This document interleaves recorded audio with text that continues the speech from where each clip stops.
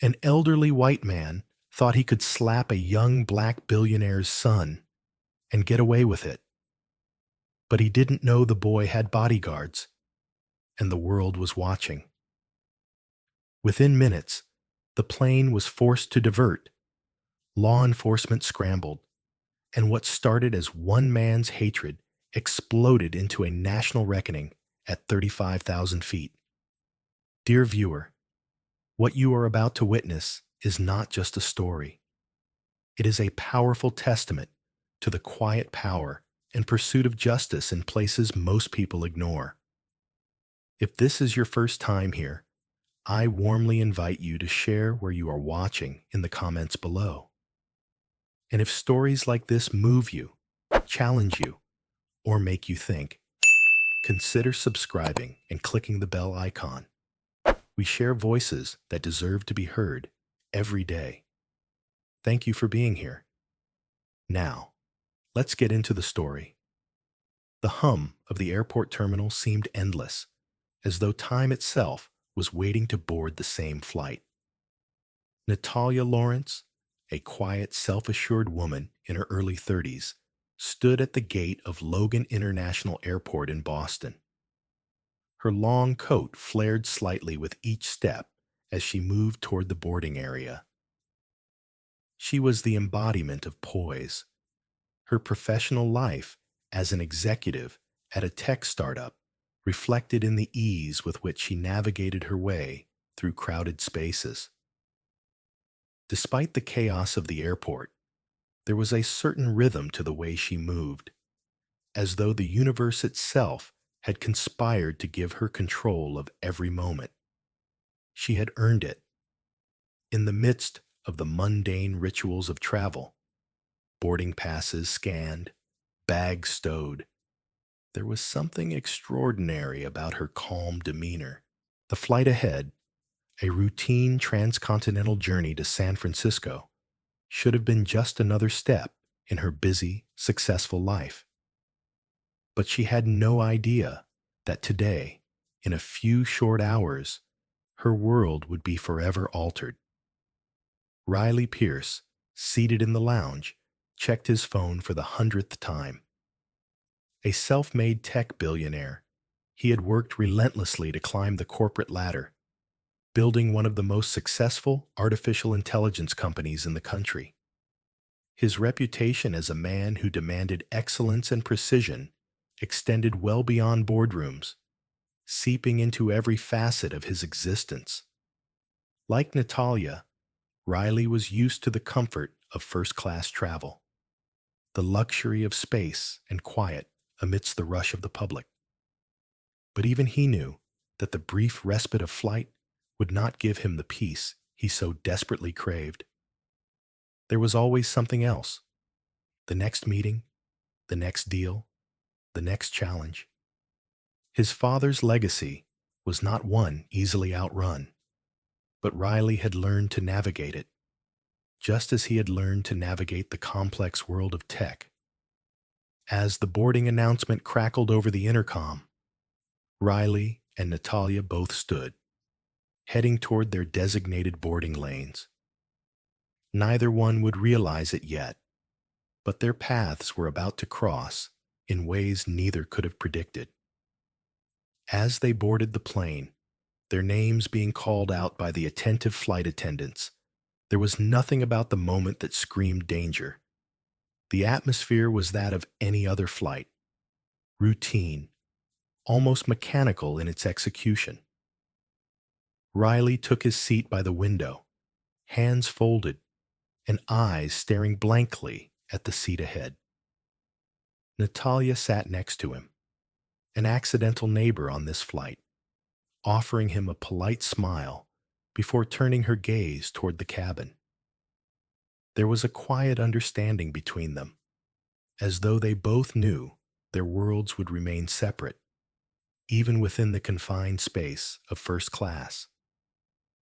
Across the cabin, Dr. Roberta Ferguson, a renowned cardiac surgeon, adjusted her luggage in the overhead compartment with a practiced ease. Her silver hair was neatly tucked beneath her designer scarf, her stature elegant and refined, a woman of undeniable authority. She was a passenger who exuded confidence and control, her reputation as a medical professional preceding her wherever she went. Yet, beneath the polished exterior, there were threads of tension that she struggled to conceal. Her eyes darted briefly over the cabin, a cursory assessment of the passengers around her. And then they landed on Natalia. There was something about the woman's presence that irked Dr. Ferguson, something about the quiet, unspoken confidence that seemed out of place in this high-powered setting. Natalia was dressed well, no question, but it wasn't the suit that caught Dr. Ferguson's attention. It was the way she carried herself, as if she belonged here, without question, without apology. It was the kind of self-assurance that rubbed some people the wrong way. As Natalia settled into her seat beside Riley, she could sense the tension in the air, though she could not yet place its source. She glanced around, trying to find something to focus on as the plane began its slow descent down the runway. This flight was going to be a blur, a passing moment in the rush of her life. But even so, she couldn't shake the feeling that something was about to happen. The engines roared to life as the plane took off, soaring into the sky. The first-class cabin settled into the familiar rhythm of in-flight luxury, the hum of the engines almost soothing in its monotony. Riley reached for the glass of champagne that had been placed before him, though he did not drink. He simply stared at the bubbles, lost in thought. Natalia opened her laptop, preparing to review notes for a meeting in San Francisco, while the passengers around them fell into their own worlds. Dr. Ferguson, meanwhile, had already settled into the privacy of her corner, immersed in a book, her features tight and focused. And then, the first spark. It came not from Riley or Natalia, but from the elderly man sitting several rows behind them. The man, whose name no one would remember after this day, had somehow found it necessary to make his voice heard. He had been muttering to himself for a while, angry at the inconvenience of the flight, at the delay in his drink order, and at the general atmosphere of luxury that seemed, in his eyes, to be overrun with people he felt didn't belong. It started with a huff, a simple, angry sigh, followed by a grumbling voice. "I didn't pay for this. I paid for quiet, not this noise." His words were barely audible at first, but they gained momentum as the flight attendant passed by his row. "You're disturbing my peace," he barked at her, eyes wild and accusing. But no one paid much attention. It was a small thing, after all, just an elderly man frustrated with his surroundings. No one knew yet that his words, dripping with contempt, would mark the beginning of something far darker than any of them could have imagined. At that moment, no one could have predicted the sequence of events that would follow. The calm beginning of the flight, that deceptive tranquility, would soon give way to chaos, disrupting not just the flight, but the lives of everyone on board. From the small disturbances to the flight attendants' strained efforts to keep order, the tension would gradually build until it was unavoidable. In the distance, the plane glided effortlessly across the sky, leaving behind a world of calm, unaware of the turbulence that was about to hit. As the jet soared higher into the cloudless sky, the passengers in first class settled into their seats, each lost in their own thoughts. But a quiet unease lingered like an invisible thread pulling at the seams of the cabin. The sounds of soft murmurs, the click of seatbelt buckles, and the occasional rustle of newspapers created a comforting hum, but beneath it, something stirred. Lena Harrington, still adjusting to the strange weight of her new position on this flight, gazed out of the window. The horizon stretched before her like an endless painting, the world below shrinking into a patchwork of cities and highways. At 34, Lena had always carried herself with an air of quiet authority, a legacy from her father, a tech billionaire, and a woman who had seen the world from different vantage points, both literal and figurative. But on this flight, despite the luxury around her, a deeper, more unsettling feeling took root within her. Across from Lena sat Charlotte Westfield, a woman of grace and elegance, but also a sharp intellect that carried an edge. A retired federal prosecutor, she had seen enough in her years of experience to discern when something was amiss. Her eyes, though seemingly focused on her tablet, were constantly scanning the room, watching every gesture, every interaction. She had learned long ago to read between the lines, to detect what others wanted to hide. And today, she sensed a tension she could not explain. Lena noticed Charlotte's subtle movements, the way her eyes flickered to the passengers around them, the brief but telling glances exchanged with a few of the others. She was a woman who, like Lena, had spent her life navigating spaces where power played a silent yet potent role. But there was something more at play now, something deeper, something that neither of them could put into words. At the front of the cabin, Dr. Walter Schilling, a renowned cardiologist with an ego to match, shifted in his seat, unable to settle comfortably. His fingers drummed impatiently on the armrest, his gaze flicking to the flight attendants as they moved about the cabin. Despite the plush surroundings and the quiet hum of the jet engines, he was not at ease. The flight was delayed, the air too warm for his liking, and he had no patience for delays. His sense of entitlement was palpable. He had earned the privilege to be at the front of the plane, and in his mind, he was entitled to more than mere comfort. He demanded efficiency. Behind him, Lena tried to read through her tablet, but she could feel the energy in the cabin shift, an invisible wall forming between the first-class passengers, a quiet division that felt almost too tangible to ignore. A few seats away, Jordan Abernathy, an older gentleman with a kind face and an air of wisdom, was engaged in light conversation with his wife, Dorothy. Their comfortable banter filled the space with warmth, but even their voices carried an undercurrent of uncertainty. Perhaps it was just the tension of travel, the anticipation of landing, but it felt like more. Lena could feel it in the air, the subtle but unmistakable shift that occurred when the people around her subconsciously aligned themselves into groups. She was always aware of her position, of how the world saw her, and it often made her feel isolated despite the constant company.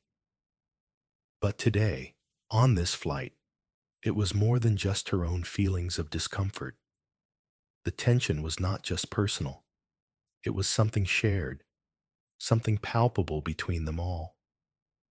As the plane climbed higher, it began to level out, its engines humming steadily beneath them. A thin veil of clouds drifted lazily by, and for a moment, everything seemed peaceful, almost idyllic. But the moment was fleeting. In the quiet hum of the aircraft, an invisible tension began to gather, building like the pressure before a storm. It was in the way Doctor Schilling spoke too loudly, the way his words echoed against the quiet. His frustration about the temperature, his unspoken assumption of his superiority. It was all adding to the strange atmosphere. He was a man used to being listened to, but today, the world around him felt different. Lena couldn't help but glance at Charlotte again. The older woman was watching Doctor, shilling intently, her lips pressed into a thin line, her hands folded in her lap. There was something about Charlotte's quiet presence, the way she seemed to be observing the dynamic with a perceptiveness Lena found both impressive and disconcerting.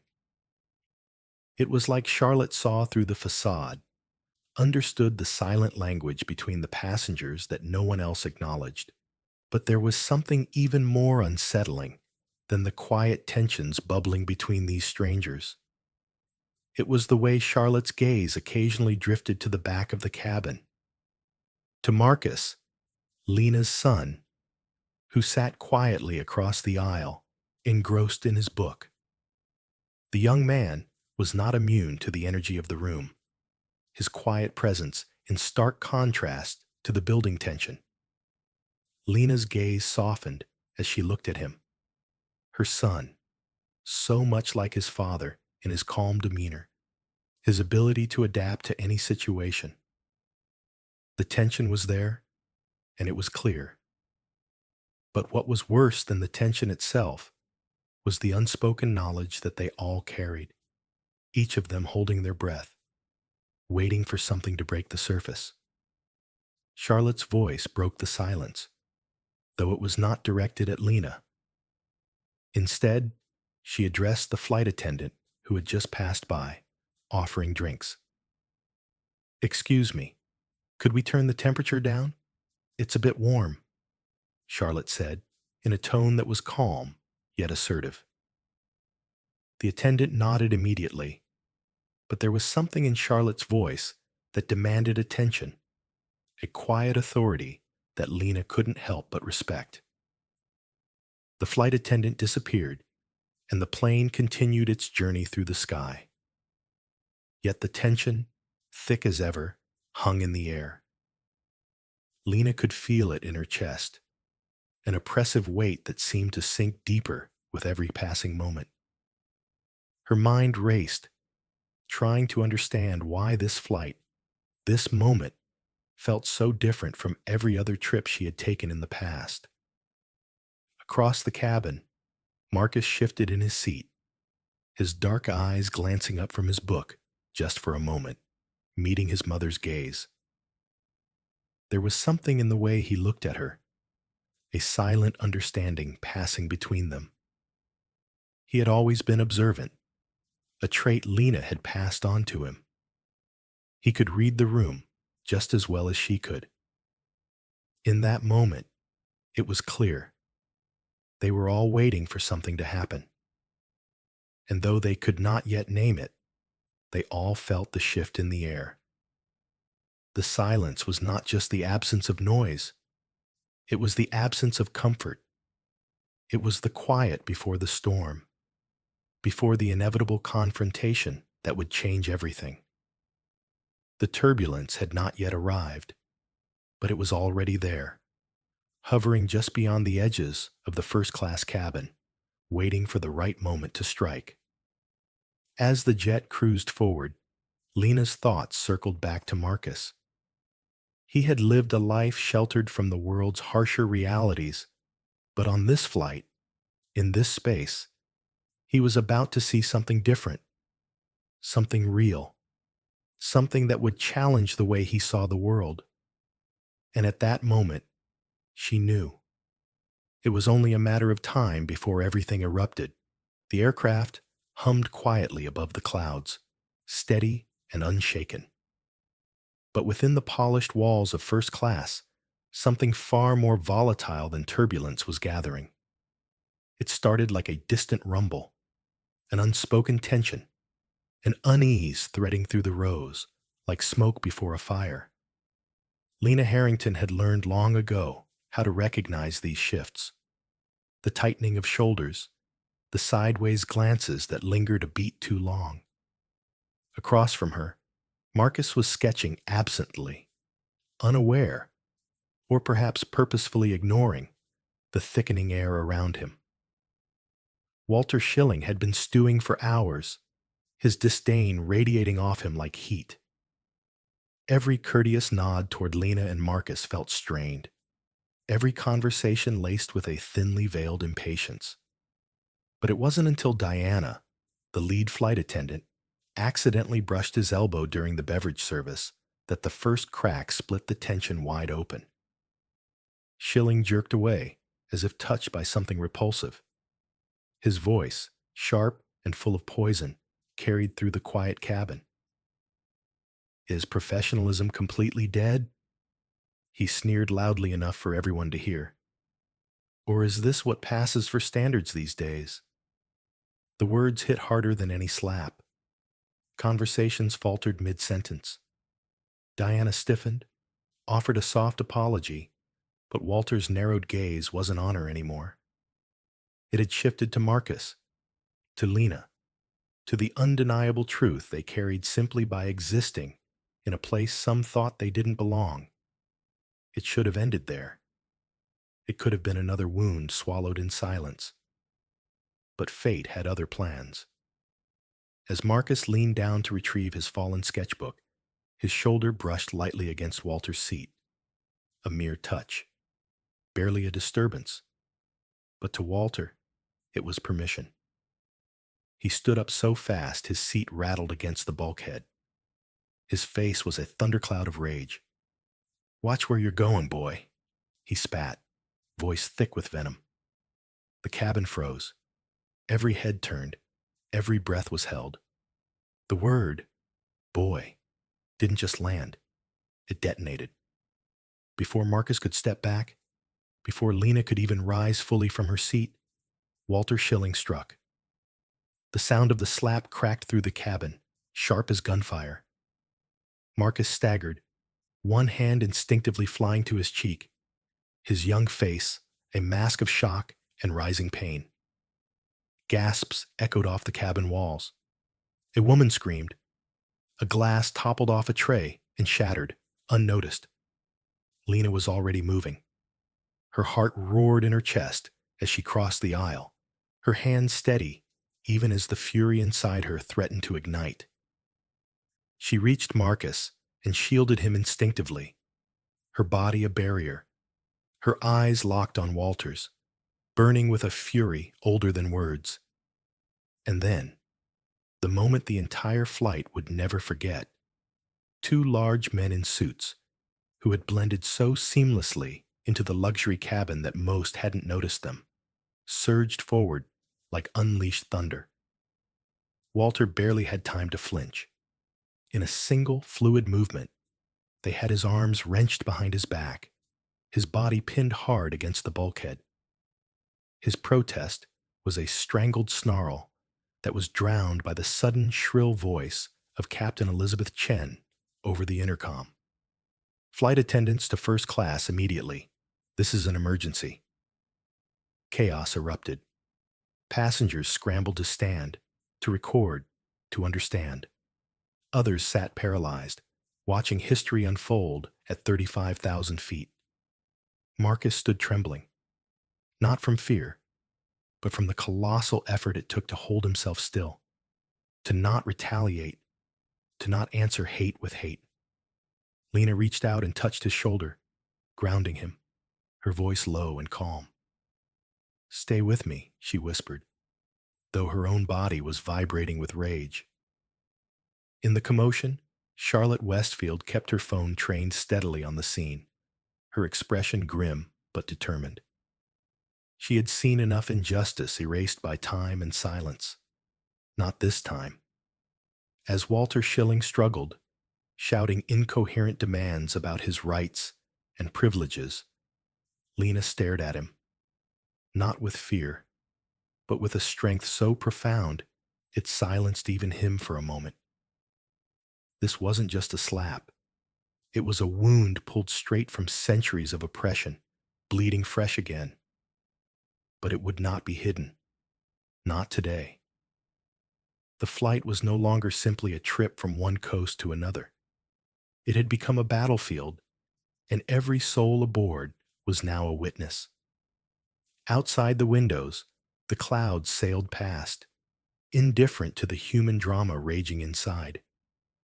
But inside that cabin, everything had changed, and the reckoning had only just begun. The cabin hung suspended in a silence so thick it felt like a physical weight pressing down on everyone. As the bodyguards restrained Walter Schilling against the bulkhead, the reality of what had just happened settled over first class like a storm cloud ready to break. Diana, the lead flight attendant, her hands trembling, but her voice steady, was on the phone with the cockpit, reporting the incident with a level of urgency that left no room for misunderstanding. Captain Elizabeth Chen responded instantly, announcing that the flight would be diverted. Somewhere above the endless Pacific, a new destination was already being plotted. Law enforcement would be waiting on the tarmac, summoned not by choice, but by necessity.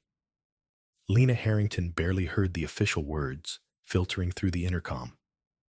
Her focus was entirely on Marcus, on the stunned, burning imprint of a hand across his cheek. On the way, he stood frozen between boyhood and manhood, caught between a lifetime of hard lessons and the raw injustice of this moment. She knelt slightly to meet his eyes, her voice low, woven with steady strength. "You did nothing wrong," she said. "Do you hear me?" "Nothing." Marcus nodded, but it was a hollow gesture, more muscle memory than conviction. His hands were clenched at his sides, shaking with the restrained urge to do something, anything, to push back against the humiliation burning in his chest. Walter Schilling's voice broke through the cabin again, slurring angry protests, even as he struggled against the bodyguard's iron grip. "I paid for peace, for class," he bellowed, his words soaked in venom. "Not to be assaulted by—" He didn't finish the sentence. He didn't have to.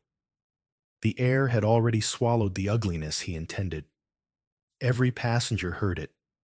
Every soul on board now bore witness to a hatred too vile to be masked by status or wealth. It was Charlotte Westfield, still seated calmly in 3C, with her phone capturing every moment, who spoke next. Her voice wasn't loud, but it carried the weight of righteous anger. "Sir, you didn't buy this cabin. You didn't buy this air. And you certainly didn't buy the right to treat another human being like less than you." Her words sliced through the room like a clean knife, and for the first time, Schilling faltered. His mouth opened and closed, but no rebuttal came. Flight attendants moved swiftly through the aisles now, guiding stunned passengers back to their seats, urging calm in a situation that teetered on the edge of explosion. Captain Chen's voice returned, this time firmer. "Ladies and gentlemen, please remain seated with your seatbelts fastened. Authorities will be meeting us upon landing. We appreciate your cooperation." As the plane adjusted course, Lena and Marcus retreated to their seats. Marcus sat stiffly, his eyes staring out at nothing, while Lena kept one steadying hand on his knee, grounding him. Across the aisle, Harold and Dorothy Abernathy, a kindly elderly couple who had chatted warmly with Marcus before, looked over with expressions of sorrow and shame, as if they personally bore the weight of Schilling's actions. Dorothy leaned closer and whispered, barely audible, "I'm so sorry, dear. You didn't deserve that." It was a small gesture, a simple apology from a stranger, but it landed with more force than any grand statement could have. Marcus managed a small nod, though his throat was too tight for words. And then, for a long while, there was only silence, heavy, reflective. In the back of the first-class cabin, Walter Schilling had been moved to an isolated seat, guarded by the security team and watched carefully by crew members. Stripped of his dignity, his influence, he looked smaller now, reduced to a bitter, aging man who had believed the world would always shield him from consequences. Charlotte Westfield turned off her phone, her job as witness complete, and simply sat with folded hands, her expression grim. She knew, better than most, that evidence was power, but so was choice, the choice of how and when to use that power. Lena sat back, her gaze unfocused, replaying everything: the slap, the hateful words, the long history stitched into that moment. She thought about her own childhood, the lessons her parents had drilled into her: dignity in the face of hatred, strength in the face of injustice. And she thought of Marcus, her brilliant, sensitive son, who had done everything right and had still been made to bleed. The reflection stung. When Marcus finally spoke, it was in a whisper so low she almost missed it. Why do they hate us so much? The question ripped straight through her.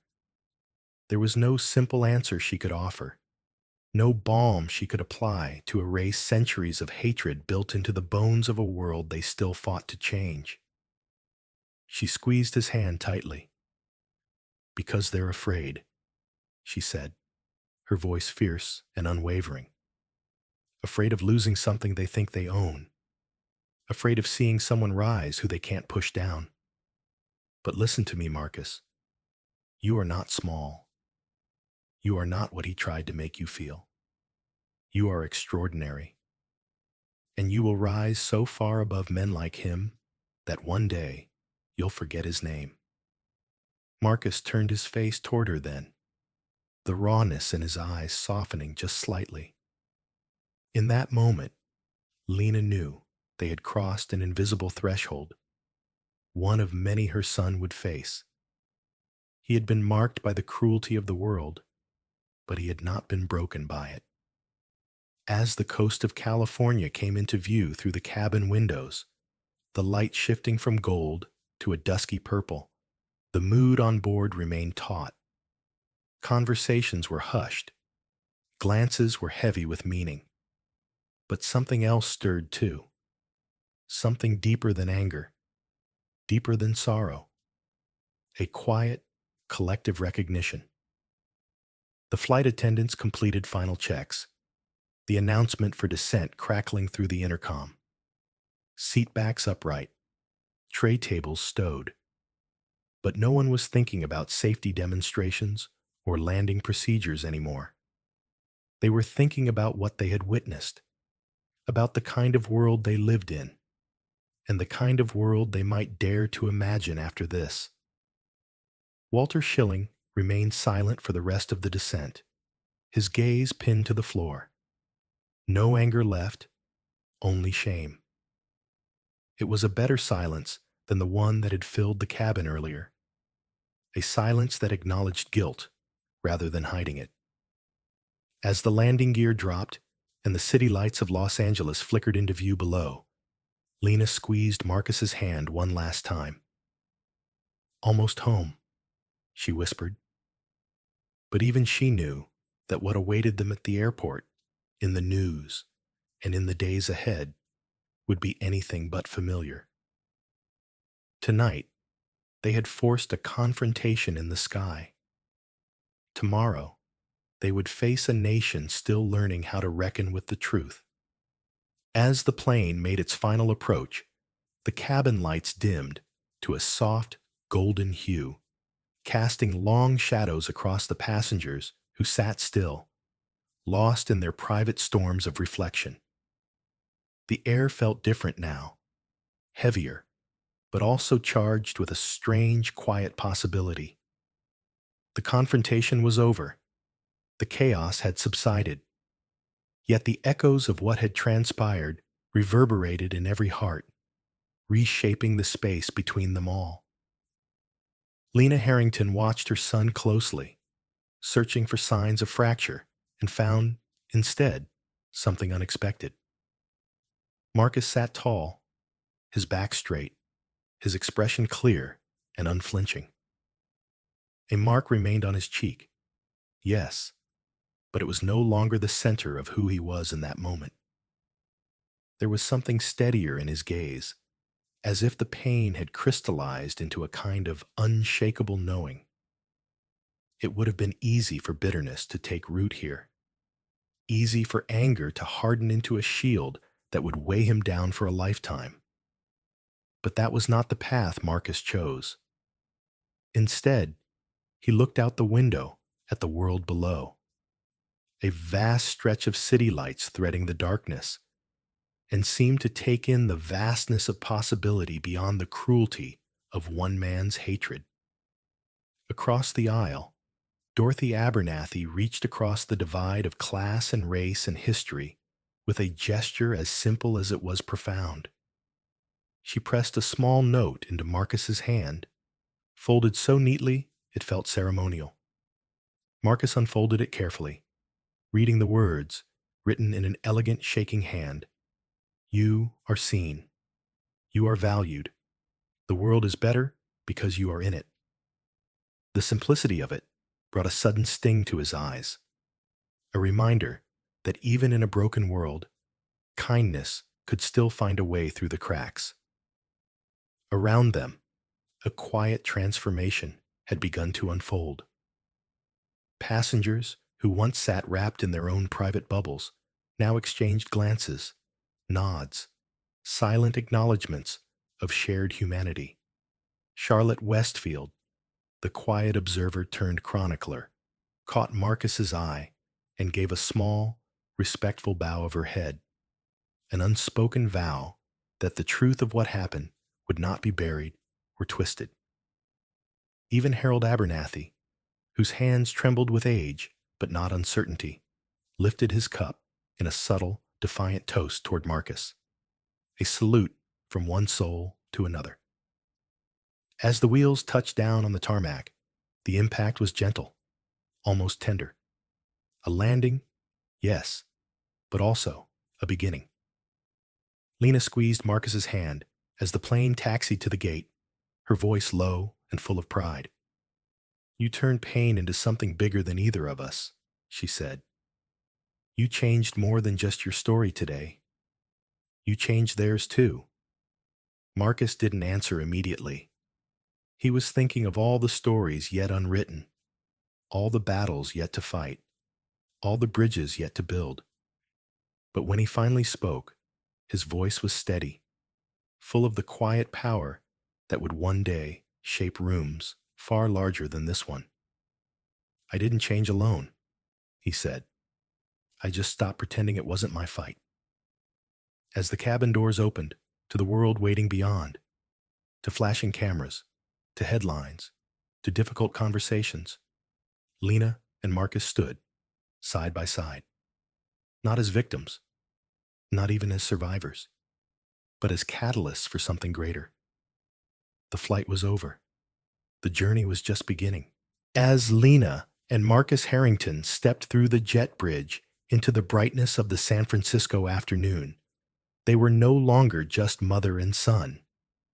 They were living symbols of something deeper, the endurance of dignity in the face of ignorance, the quiet power of choosing hope over hatred. The world beyond the airport buzzed with noise, news crews jostling for angles, headlines already flashing across screens. But inside them, there was only clarity. They had not asked for this fight. Yet when it came, they had faced it with grace, refusing to let someone else's prejudice define their worth or dictate their response. In the days that followed, Marcus's story spread far beyond that flight. But what truly captured hearts wasn't just the confrontation. It was his courage, the decision to stand firm without surrendering to anger, the willingness to transform hurt into a call for healing. His actions rippled outward, inspiring conversations in living rooms, classrooms, and boardrooms across the country, challenging everyone who watched to reconsider what respect, justice, and real strength truly look like. This was never just about one slap, one insult, one flight. It was about the unseen battles fought every day, the small moments where character is tested not by grand gestures, but by the choice to be better when bitterness would be easier. And for everyone watching, Marcus and Lena offered a roadmap. Speak with dignity, stand with courage, move forward without surrendering who you are. Because sometimes the most profound change doesn't come from shouting louder. It comes from refusing to bow your head when the world demands you shrink. Thank you for joining us on this powerful journey. If you found meaning in this story, if it moved you, made you think, or simply reminded you of the strength we each carry inside, please subscribe to our channel. Your support fuels our mission to share more real, resonant stories that challenge injustice and celebrate resilience. Together, let's keep these conversations alive and keep pushing for a world where every voice, every soul is seen and valued.